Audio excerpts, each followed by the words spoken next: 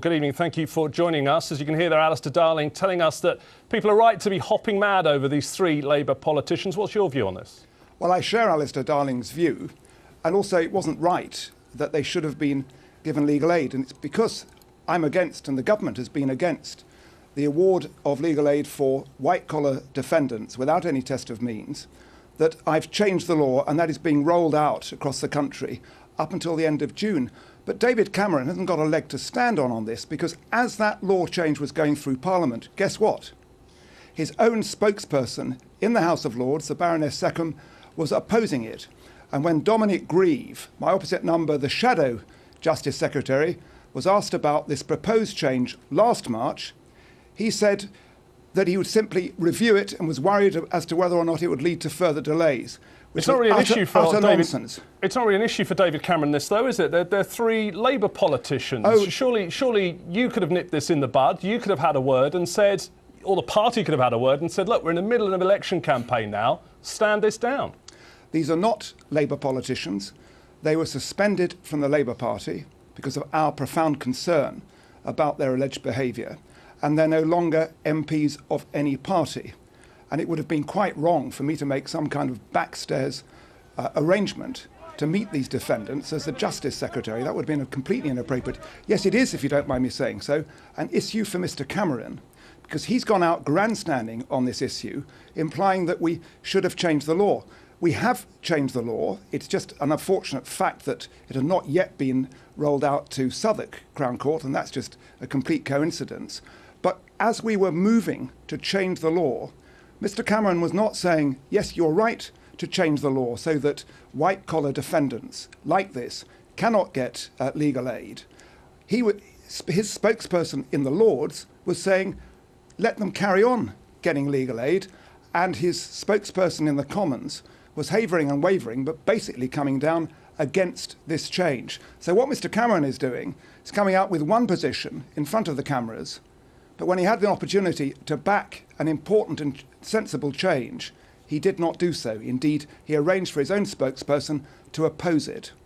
Now, you said it wouldn't be good, wouldn't be seen to be good to be doing some sort of backstairs arrangement to get this stopped. Now this has come to light, though. Is there anything you can do? Look, the criminal trial process has to go on. It's completely inappropriate for any minister to seek to interfere in it, or indeed anybody else in public life. And these decisions on individual legal aid cases are not made by ministers or MPs. They're made by the courts. In this case, Southwark Crown Court, late Friday afternoon. The first I knew about it was from your news earlier this afternoon. But there is a fundamental issue here, is this. Should legal aid be means tested? It was taken out of means testing many years ago, I believe by the John Major government. I decided that it was wrong for legal aid to be available indiscriminately in Crown Court cases. I understand why the public can be angry about this kind of potential expenditure, so I changed the law.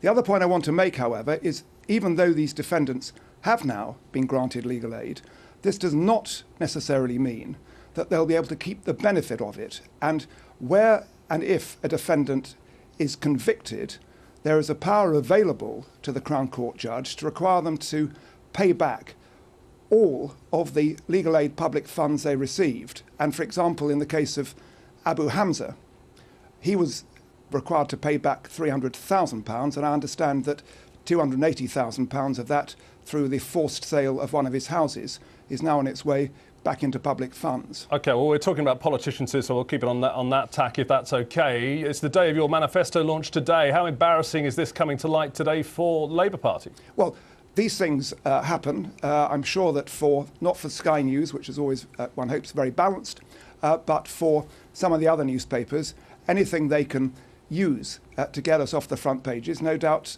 they will wish to do so. But the BBC is running a very fair package on our manifesto, and I hope all newspapers do, because this is about a choice before the British people. The election is not going to be decided as a result of shared public outrage about the fact that these three defendants managed to use the phasing in of the law in order just to squeak in and get legal aid before means testing was introduced. The election is going to be decided by the British people making a sober choice about what kind of future this country wants. And our manifesto sets out, in the words of its title, a future fair for all, sets out how we're going to protect the recovery, how we are ensuring proper investment and protection of key public services like schools, hospitals and the police, which the Conservatives, frankly, would not do so. And also, going back to the original part of the subject, how we're going to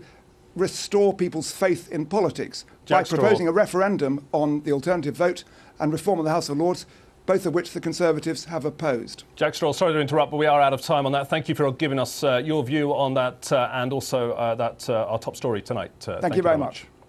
Well, don't forget to let us know what you want to ask in the leaders in the Sky News debate. Submit your questions at skynews.com/debate.